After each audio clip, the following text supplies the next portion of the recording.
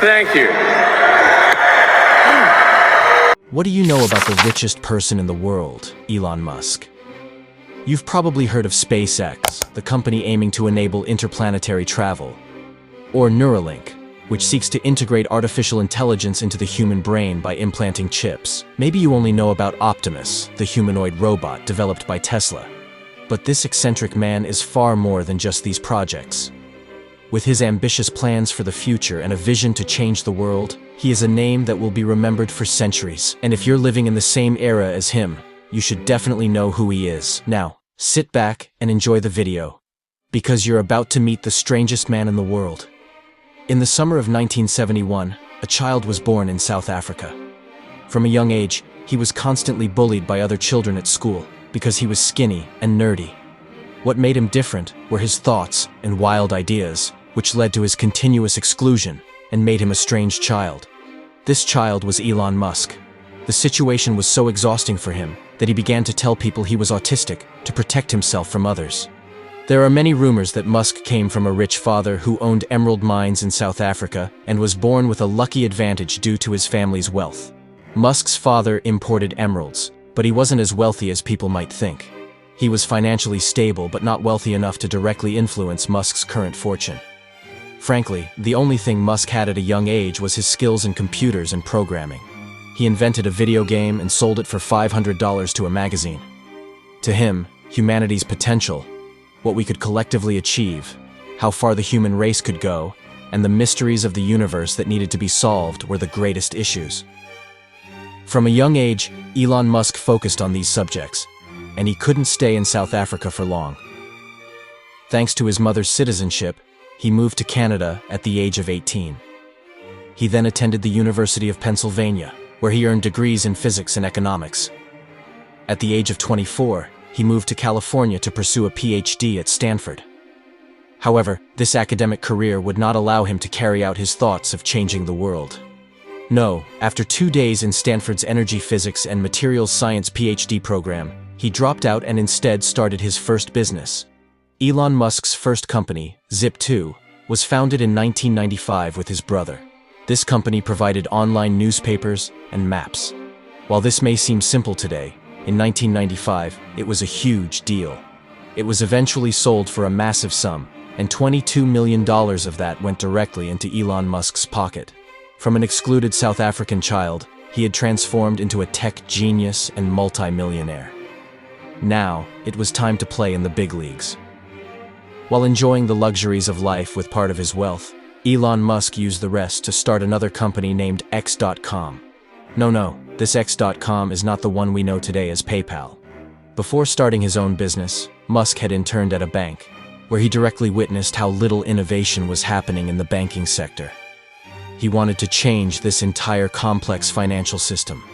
Banks were stuck in old systems that were excessively slow and expensive. For instance, they were still sending checks by mail, which was incredibly slow and tedious. On the other hand, Musk knew that the internet could solve all these problems and revolutionize the banking system. However, no one else seemed to care. Banks were satisfied with the way things were and the system in place. That's when Musk realized someone needed to take responsibility for this change. He envisioned a future where all of our financial needs would be met by a single platform. Loans, insurance, mortgages, credit limits, investment funds, everything under one roof, all integrated with the internet. This new company was X.com. Founded with this vision of an innovative, internet-integrated superbank, X.com quickly gained momentum. After several years of hard work and perseverance, things were going well, with users growing rapidly and people starting to get used to this new banking model. Over time, it became known as PayPal, but Musk always held on to the name X.com for himself, until he bought Twitter and turned it into a super app. But we'll get to that in a moment. In 2002, eBay bought PayPal for $1.5 billion, and Musk pocketed $180 million of that. He was now incredibly wealthy and could live the rest of his life without ever needing to work again. But he was no ordinary person. Since childhood, Musk had been motivated by the idea of humanity spreading beyond Earth and creating colonies on other planets. He had even designed his first invention as a space game. Now, it was time to make his dreams a reality.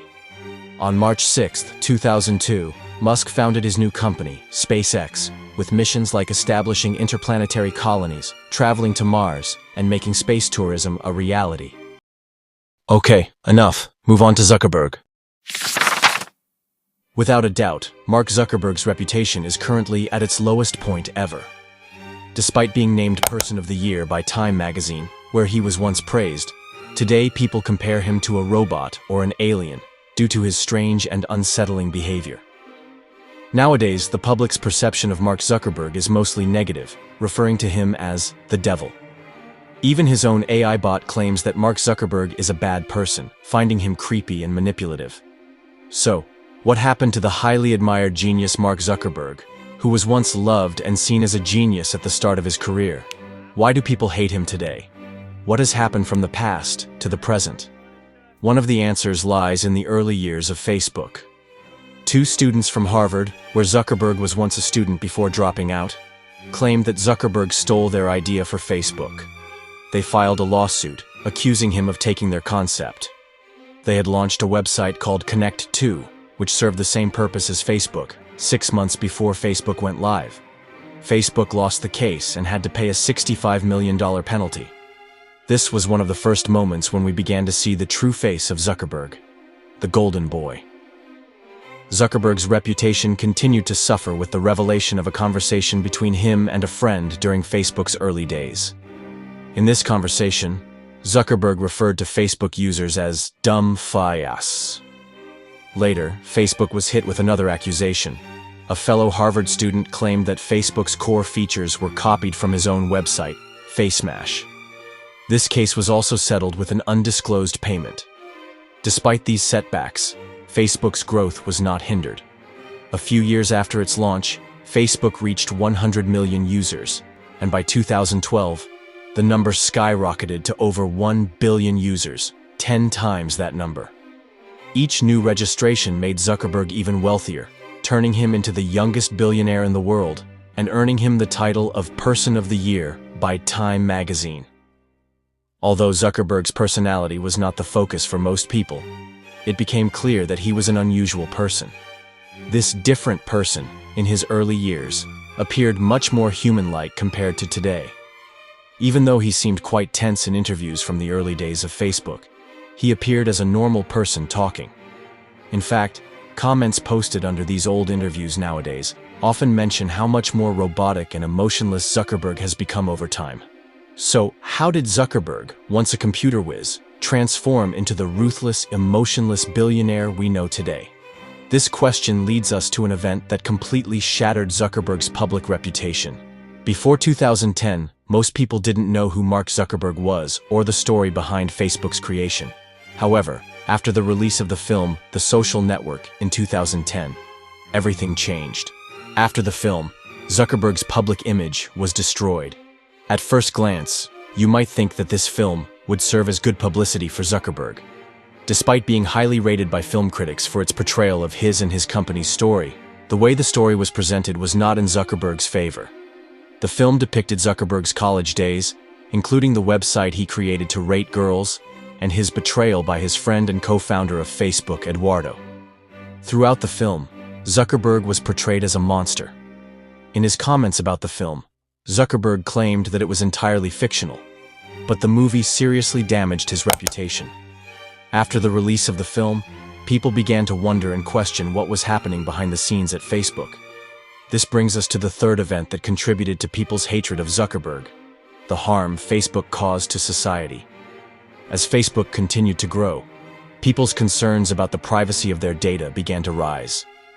In one statement, Zuckerberg said, "With Facebook, privacy stopped being a social norm. People now share their information much more freely." This sentence reveals Zuckerberg's perspective on people's personal data, and it places Facebook and Zuckerberg in a very negative light for humanity. This situation started in 2009 when Facebook, with 350 million users, changed its privacy settings without any notification. Just a year later, Facebook began sharing much more detailed user information with third-party sources. Despite these changes being buried in a 10-page contract regarding personal data protection, which most of us agreed to without reading, Zuckerberg could not escape the backlash.